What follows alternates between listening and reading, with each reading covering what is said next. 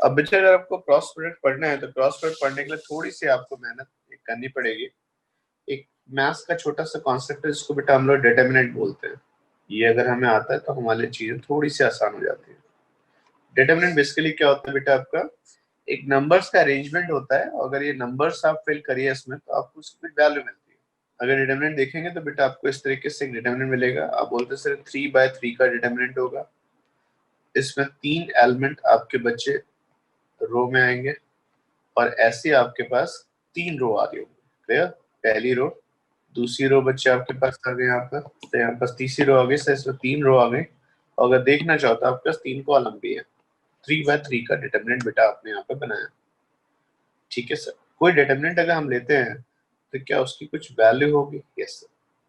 आप चाहो तो डिटर्मिनेंट को एक्सपेंड कर सकते हो और एक्सपेंड करके बच्चे आप वैल्यू निकाल सकते हो। क्लियर? अब डिटर्मिनेंट मैथ्स में अगर बात करोगे तो बड़ा अच्छे से डिटेल में डिस्कशन आता है। डिटर्मिनेंट पढ़ते हैं, डिटर्मिनेंट के अलावा बेटा आपके मिलता जुलता कौन सा मैट्रिक्स आता है। तो ये दोनों चैप्टर साथ में पढ़े जाते हैं और इनको बहुत इंटरेस्ट के साथ देखना चाहिए, आगे चल के हायर इंजीनियरिंग में बहुत हेल्पफुल है। पर हमारे पास बेटा इतना टाइम नहीं कि हम पूरा पढ़ें, हम इसको एक्सपेंड करना सीख लें। मैथ्स अलग है, फिजिक्स अलग है। अभी तो मैथ्स वो देख रहे जो फिजिक्स में काम आती है। इससे हम लोग ऐसा करते हैं, ये जो ए बी सी है, पहली रो के अलॉन्ग अगर इसे एक्सपेंड करें तो ऐसे ध्यान से देखना, प्लस माइनस प्लस लिख दीजिए। प्लस माइनस प्लस का यूज क्या है मैं आपको समझाता हूँ। जब बच्चे बेटा आपने यहाँ पे ए के अलॉन्ग एक्सपेंड किया तो ए के साथ साइन कैसा है? प्लस। अब बहुत अच्छे से बच्चे देखो, अगर ए है तो ए की रो और ए के कॉलम को क्या करो? हाइड कर दो। दिखा? ए की रो और ए की कॉलम को हाइड करो तो क्या आपका 2/2 का डिटर्मिनेंट बचा। तो आपने चुपचाप अच्छे से यहाँ पे 2/2 का डिटर्मिनेंट लिखा तो कितना हो गया? LQMR। फिर जब बी आया तो बी के साथ बेटा माइनस लिखो। अच्छा, जब बी लिखोगे तो क्या करना पड़ेगा बताओ? बी जब आप लिखोगे तो आप बी की रो और बी के कॉलम को हाइड करिए। जब बी की रो बी के कॉलम को हाइड करोगे तो डिटर्मिनेंट बचेगा 2/2 का डिटर्मिनेंट बचेगा KP और MR का। तो क्या बच्चे हम यहाँ पे KPMR लिख सकते हैं। और लास्ट बच्चे यहाँ पास C आया, C की जगह पूछू बेटा तो क्या आएगा? सही इस तरीके से आ गया। तो अगर C इस तरीके से आ गया बच्चों तो आपके डिटरमिनेंट देखो, C की रो और C के कॉलम को हाइड करो। C के रो को और C के कॉलम को हाइड करोगे तो वैल्यू बच्चे क्या बन जाएगी? KPMR,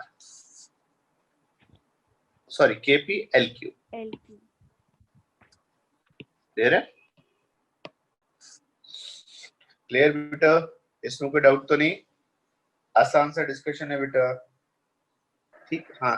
प्लस माइनस प्लस देखो तो ए के साथ प्लस रखा, बी के साथ माइनस और सी के साथ प्लस। पक्का? चलो अब इसके बाद कैसे बेटा इसको ओपन करते हैं, तो ओपन करने का ट्रिक बता दे रहा हूँ।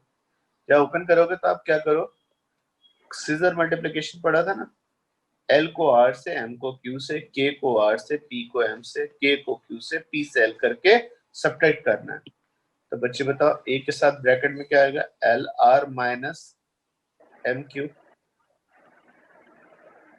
KR माइनस MP, और C के साथ क्या बनेगा? KQ minus PL। क्या बच्चे हम इसकी वैल्यू सॉल्व कर सकते हैं? yes, तो कोई भी डिटरमिनेंट बेटा आप लिखोगे तो पहले हमें उससे क्या करना है? एक्सपेंड करना है। जब आप किसी रो किसी भी एलिमेंट के अलॉन्ग अगर उसे एक्सपेंड करोगे तो ए के अलॉन्ग तुमने उसे एक्सपेंड किया तो तुम्हारे पास जो बचेगा वो 2/2 का डिटरमिनेंट होगा। बी के अलॉन्ग करोगे तो 2/2, सी के अलॉन्ग करोगे तो 2/2। क्लियर? डाउट तो नहीं बेटा इसमें? क्लियर? तो मैं आपको एक छोटा सा क्वेश्चन बेटा दे रहा हूँ, आपको डिटरमिनेंट की वैल्यू बेटा बतानी है। ठीक, आपको डिटरमिनेंट बताया गया ये 1 2 3 4 6 8। ठीक, नेक्स्ट पिक्चर आपने यहाँ पे लिख दिया 12 4 2। ओके, जरा इसकी वैल्यू बताइए बेटा क्या आ रही है। फाइंड द वैल्यू, क्वेश्चन ऐसा आएगा, find the value of number arrangement, find the value of determinant. चलो 1 लिखो, पहला एलिमेंट आ गया बच्चे +1, फिर 2 के साथ बच्चे माइनस आएगा और 3 के साथ बेटा प्लस आएगा। डिटरमिनेंट लिखे जाए बेटा, मैंने ट्रिक बताई, 1 के लिए लिखोगे तो 1 की रो और 1 के कॉलम को हाइड कर दो, तो क्या बचा बेटा 6 4 8 2। क्लियर? फिर बच्चे ध्यान जो 2 लिखोगे तो 2 के कॉलम और 2 के रो को हटाओ, 2 के रो और 2 के कॉलम को हटाओ तो 4 12 8 2, तो 4 12 8 2 आ गया। 3 के लिए बेटा लिखोगे, देखो तो 3 के कॉलम और 3 के रो को हाइड करो, तो 4 12 6 4, 4 12 6 4। कोई डाउट तो नहीं बच्चे इसमें? मल्टीप्लाई करोगे बेटा 6 और 2, क्रॉस मल्टीप्लिकेशन क्लियर है ना? कैसे 6 और 2 12 माइनस 32, तो ये वैल्यू बेटा कितनी हो जाएगी 12 माइनस 32, लिख लीजिए। फिर बेटा 4 into 2 8 minus 12 into 8 96 plus 3 4 into 4 16 and 12 6 72। Clear? 12 minus 32 is minus 20, 8 minus 16 is कितना आ जाएगा बेटा minus 88, minus 88 इंटू 2 करोगे तो प्लस 176, 16 minus 72 बताना बेटा कितना होगा आपका 56, 56 minus 56 इंटू 3 एक वैल्यू बेटा आपके पास से आ जाएगी, तो बताओगे minus 20 प्लस 76, minus 56 इंटू 3 कितना होगा बेटा minus 168। सही लिखा है ना बेटा? Yes sir. 176 माइनस 168 कितना हो जाएगा बेटा आपके पास 8 आएगा, minus 20 plus 8 is equal to minus 12। ये क्लियर है? एक और बेटा वैल्यू सॉल्व करिएगा, बताइए इसका आंसर क्या आएगा। सो 4 8 12 2 4 6 1 8 3, ये वैल्यू बताइए बेटा इसकी क्या आएगी, फाइंड वैल्यू और डिटरमिनेंट। अब बच्चे जब मैथ्स में आप पढ़ोगे ना, देखो मैथ्स में ऐसे बोला जाता है, मैं आपको सिखा दे रहा हूँ, आप चाहो तो इसमें से 4 8 12 में से इसको चाहो तो ऐसे लिख सकते हो, ये जो डिटरमिनेंट था इसमें से 2 कॉमन ले लो, तो ऊपर वाली वैल्यू हो जाएगी 2 4 6 2 4 6 1 8 3। अगर गलती से बेटा कोई दो रो एनी 2 रोज है ना, या फिर एनी 2 कॉलम्स अगर सेम हो जाए, एनी 2 रो या एनी 2 कॉलम सेम हो जाए, तो हमेशा दाना डिटरमिनेंट की वैल्यू 0 ही आएगी। तो आप देख के बता सकते थे इसका आंसर 0 आएगा, लेकिन अगर किसी बच्चे ने सॉल्व करने की कोशिश करी तो मैं उसको सपोर्ट करूंगा। 4 8 6 3 लिखा होगा, -8 के साथ 2 1 6 3 आया होगा, प्लस 12 के साथ बेटा 2 1 4 8 आया होगा। ठीक, तो वैल्यू कितनी है 4 3 12, 12 माइनस 8 और 6 बेटा मल्टीप्लाई करोगे तो कितना आ जाएगा बेटा 48, -8 3 2 6 6 माइनस 6 कितना हो गया 0, 12 2 माइनस 4 क्लियर, 12 माइनस 48 बेटा कितना आ जाएगा आपके पास -36, 16 माइनस 4, हाँ ये 8 था, सॉरी बच्चे, हाँ वो मेरे को 1 दिख रहा था, ठीक है ना। तो ये वैल्यू बेटा आपके पास कितने आ जाएगी 16 माइनस 4, 12 माइनस 48 कितना हो जाएगा -36 इंटू 4, ये तो 0 हो ही गया। 12 16 माइनस 4 कितना हो जाएगा 12, 12 इंटू 12 कितना हो गया 144, और -36 इंटू 4 कितना हो गया 144, वैल्यू 0 आ गई ना। अब बच्चे बात आती है सर डिटरमिनेंट, अगर मान लो चलो सर ठीक है 0 हो गया, ये हमने वैल्यू सॉल्व कर लिया, डिटरमिनेंट का हमारे लिए क्या यूज है बेटे? डिटरमिनेंट को हम लोग यूज करते हैं किसके लिए? क्रॉस प्रोडक्ट के लिए। अगर आपको कभी क्रॉस प्रोडक्ट निकालना हो तो मैंने बोला ना डिटरमिनेंट क्या होता है, अरेंजमेंट होता है।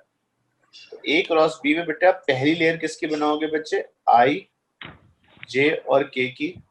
ऑब्वियसली इनके आगे जब वैल्यू देखोगे तो आई में प्लस, जे में माइनस और के में प्लस आएगा। अब पहली लेयर तो आई जे के की बनाएंगे, दूसरी लेयर बेटा हमेशा ध्यान रखना जो मल्टीप्लिकेशन में पहले आ रहा है उसके component A X A Y A Z, और जो दूसरा आ रहा है बेटा B X B Y B Z. अगर ऐसा लिखोगे तो क्या बच्चे आप मुझे आई कैप की वैल्यू बता सकते हैं पूरे वेक्टर की क्या आएगी? आई कैप के साथ क्या आएगा बच्चे बताओ? आई कैप के साथ अगर ये हटा दोगे तो क्या बचेगा? AY by BY, AY AZ by BY AZ BZ BZ, minus J cap के साथ बच्चे क्या आएगा? AY BY, BZ BZ, ना फिर से बोलो, फिर से बोलो। AX BX AZ BZ sorry AX BX, AX BX AZ BZ और लास्ट बच्चे के कैप के साथ बोलो क्या आएगा, जल्दी से बोलो। उसकी रो से थोड़ा AY BY वाले बच्चे AX BX AY BY। Clear? अब इसमें से बेटा आई कैप कॉमन ले लो तो ब्रैकेट में क्या आ जाएगा बेटा? AY BZ minus AZ BY minus J cap AX BZ minus BX AZ और लास्ट में के कैप के साथ बेटा AX BY minus BX AY। Clear? पक्का? तो क्रॉस प्रोडक्ट अगर कभी निकालना तो बेटा बेस्ट मेथड होता है आप डिटरमिनेंट से निकालिए। अब आपको एक छोटा सा क्वेश्चन देता हूँ बच्चा। मैंने क्या किया, एक वेक्टर ए लिखा, एक वेक्टर बेटा आपने लिखा 3i cap plus 4j cap plus 5k cap. दूसरा वेक्टर बेटा आपने बी लिखा और बी आ गया बेटा 8i cap plus 2j cap plus 3k cap. Simply question में पूछा गया था, बताइए a क्रॉस b की वैल्यू क्या होगी। अगर a क्रॉस b निकाल लो तो फिर आपको बताना modulus of a cross b कितना हो। जरा बताइए आंसर क्या आएगा। a क्रॉस b में डिटरमिनेंट बनाएंगे 3/3 का। पहली लेयर बच्चे किसकी बनाओगे? आई कैप जे कैप और के कैप की, और आई कैप के साथ प्लस, जे कैप के साथ माइनस और के कैप के साथ प्लस। सेकंड जो आएगा बेटा एक्स के कोफिशिएंट, ए के कोफिशिएंट्स का आएगा। ए का एक्स में कोफिशिएंट कितना है 3, वाई में कितना है 4, जेड में कितना है 5। तो ये बच्चे आप यहाँ पर 3 4 5 लिखेंगे। जब बच्चे आप बी के लिए लिखोगे तो बी के लिए बेटा क्या हो जाएंगे? बी के कॉम्पोनेंट हो जाएंगे 8 2 एंड 3। क्लियर? जब बच्चे आप इसे ओपन करेंगे तो आई कैप के साथ क्या आएगा बेटा? 4 4 2 5 3 बेटा इस तरीके से आया। फिर आपने बेटा लिखा है माइनस जे कैप, माइनस जे कैप के साथ क्या आ जाएगा बेटा? 3 8 5 3। ओके सही है ना? और जब आप के कैप के साथ आओगे बच्चे तो क्या बन जाएगा? 3 8 4 2। इस वैल्यू को सॉल्व करोगे तो 4 3 बेटा कितना हो गया? 12 12 माइनस 10 माइनस जे कैप 3 3 कितना हो गया? 9 और 9 माइनस 40 और के कैप के साथ वैल्यू बेटा कितनी आ जाएगी? 6 माइनस 32। तो वैल्यू बेटा कितनी आ जाएगी? 2 12 माइनस 10 2 आई कैप 9 माइनस 40 कितना हो जाएगा? माइनस 31 और ऐड हो जाएगा 31 के कैप और माइनस 26 के कैप।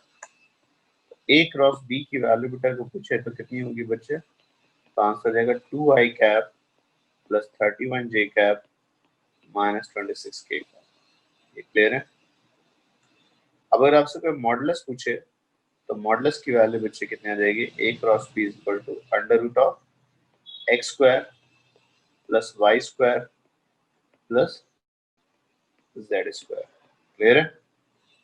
ठीक है, थोड़ा सा अजीब सा आंसर है पर ए क्रॉस बी तक तो ठीक है, मॉडुलस थोड़ा सा लेंदी है, कोई डाउट तो नहीं। क्वेश्चन ऐसा आया, if A vector is 4i cap plus 12j cap plus 6k cap and b is equal to 2i cap plus alpha j cap plus beta k cap. There.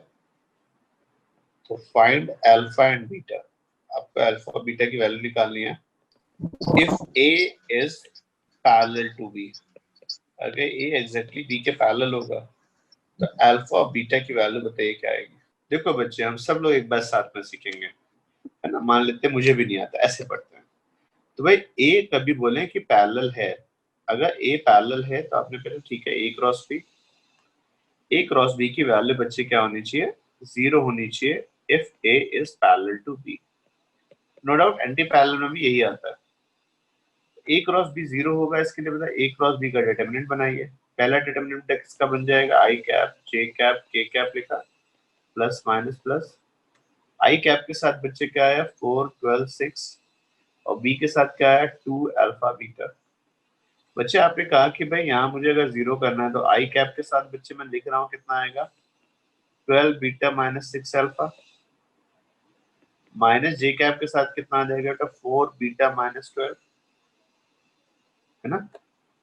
मैं साथ साथ सॉल्व भी करता रहा हूँ। के कैप के साथ बेटा कितना आ जाएगा 4 अल्फा माइनस 24। अब बच्चे इधर तो जीरो होना चाहिए क्योंकि पैरेलल है, और आई कैप के साथ बेटा कोफिशिएंट कितना है 12 बीटा माइनस 6 अल्फा माइनस जे कैप के साथ बच्चे क्या है, तो आप बोलोगे माइनस जे कैप के साथ आ जाएगा 4 बीटा माइनस 12, और के कैप के साथ बेटा क्या है 4 अल्फा माइनस 24।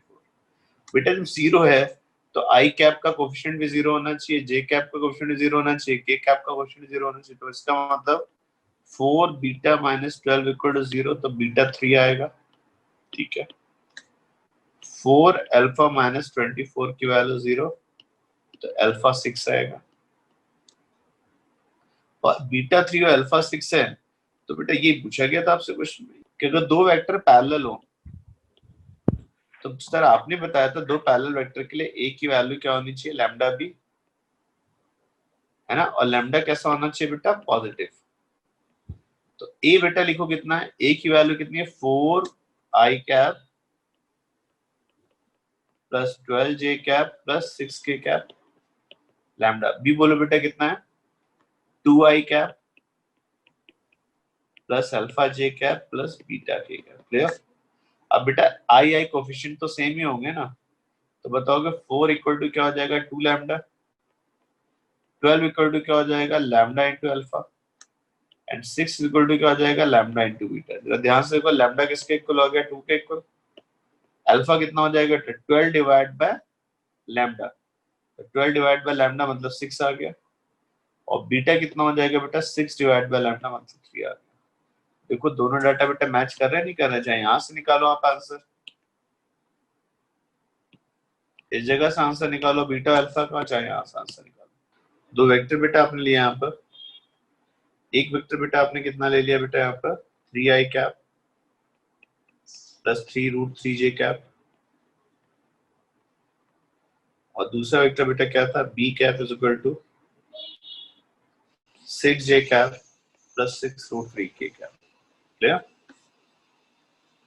तो ये दो वेक्टर से बेटा पक्की बात एक प्लेन बनेगा, दो वेक्टर कोई से बनाओगे प्लेन तो आएगा ना। तो क्वेश्चन ऐसा पूछा जाता है फाइंड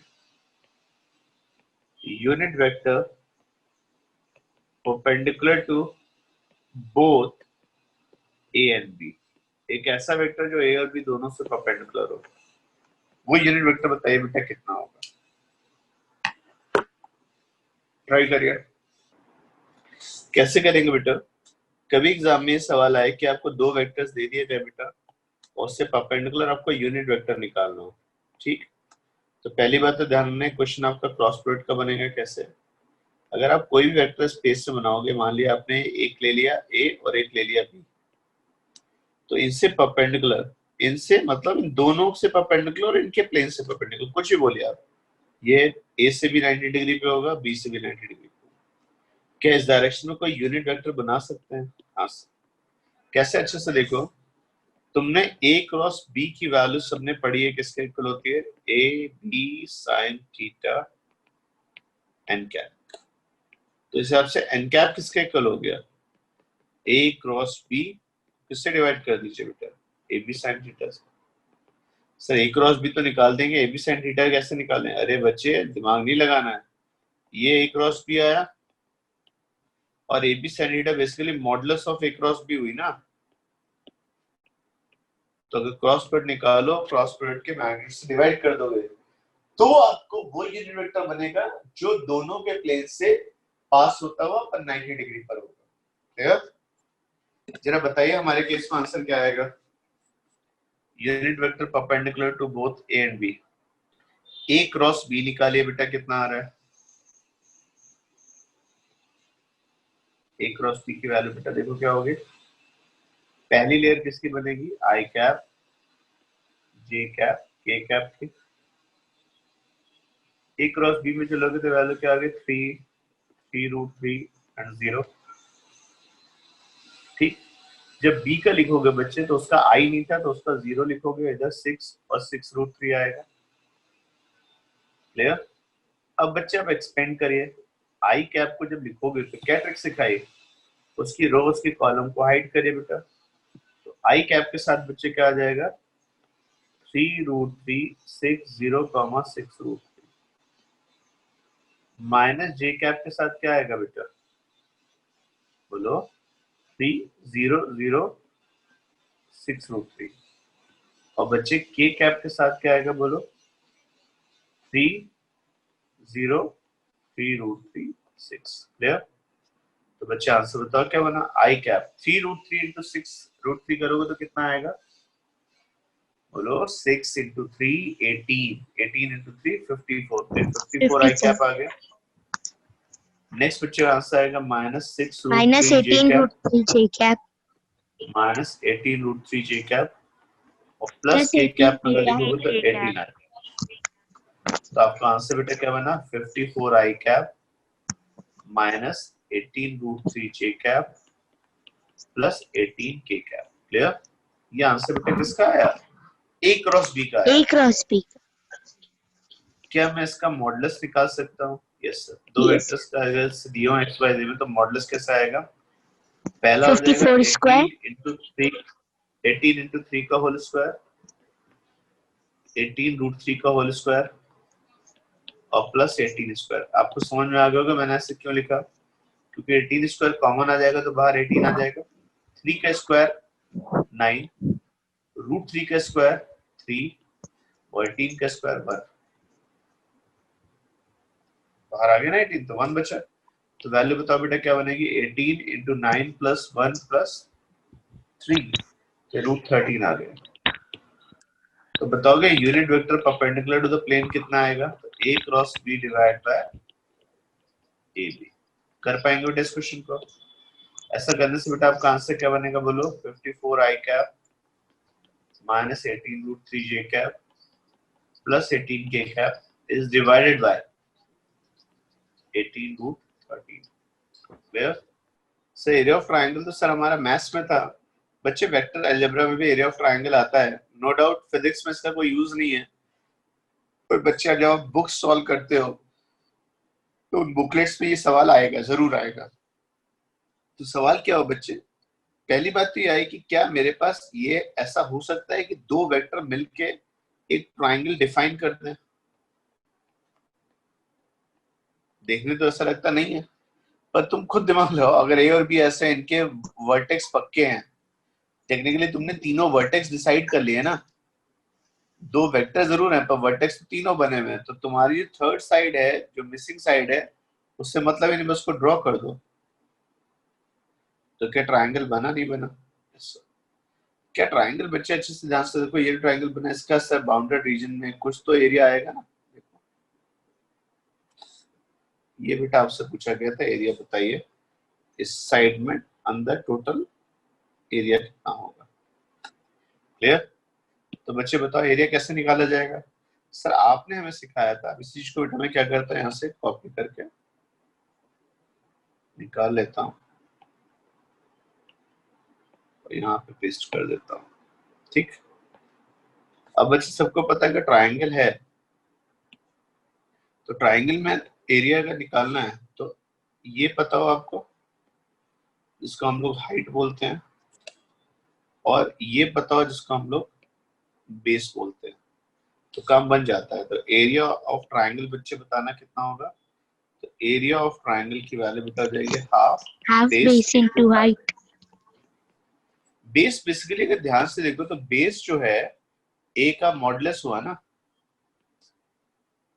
बेस जो होगा ए का मैग्नीट्यूड हुआ, तो जहां बेटा बेस आ रहा तो वहां पे क्या लिख सकते हो बेटा, मॉडुलस ऑफ ए।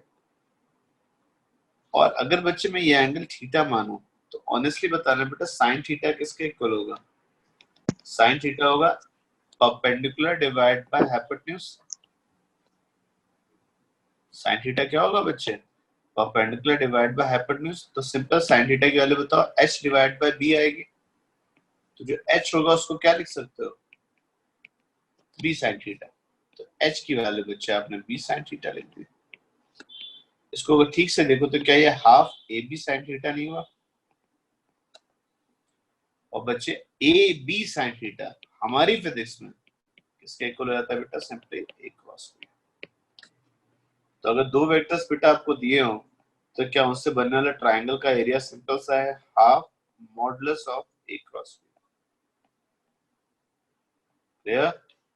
सवाल आएगा, उठा लोगे, क्रॉस प्रोडक्ट निकालिए, मैग्नीट्यूड निकालिए और उसको अगर 2 से डिवाइड कर देंगे तो आपको एरिया ऑफ ट्राइंगल मिलता है। तो area of triangle will be like half modulus of A cross B. इसमें कोई डाउट तो नहीं? सर ठीक है, हम आपकी बात मान गए, एरिया ऑफ ट्राइंगल ऐसा है। फिर अगर मान लो बच्चे इसी चीज में अगली कड़ी में आपसे वो पूछ लेते हैं, एरिया ऑफ पैरेललोग्राम बताइए। सर पैरेललोग्राम का एरिया भी क्या हम लोग वेक्टर से लिख सकते हैं? कोशिश कर सकते हैं बेटा। देखें आप अच्छे से देखो, ये जो फिगर सर ए क्रॉस बी।